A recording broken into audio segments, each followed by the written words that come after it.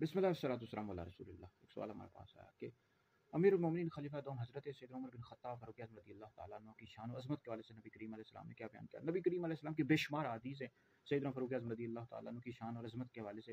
ابن ماجہ شریف میں حدیث ملی ہے، نبی کریم علیہ السلام نے فرمایا کہ اللہ رب العزت قیامت کے روز سب سے پہلے جس سے مصافحہ کرے گا عمر بن خطاب ہیں، اور جس پر سب سے پہلے اسلام بھیجے گا، جس کو سب سے پہلے جنت میں بھیجا جائے گا، وہ عمر بن خطاب ہے۔ اور مجموع الزوائد میں ہے کہ عمر بن خطاب اہل جنت کا چراغ ہے۔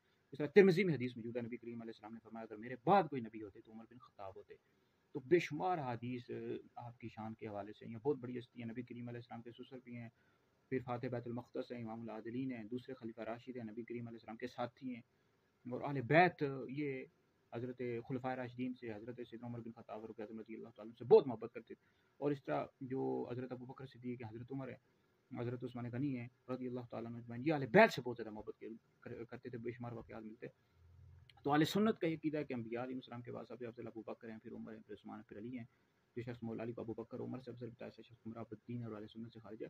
باقی آپ کی شہادت کی تاریخ کے حوالے سے اختلاف ہے، بعضوں نے 26 ذی الحجہ لکھا ہے، اور ایک اور مطابق آپ کی شہادت کی تاریخ یکم محرم ہے، تاریخ ابن ثاقب میں۔ تو یہ تاریخی اس میں مختلف اقوال ہیں۔ اللہ تعالیٰ کے صدقے ہماری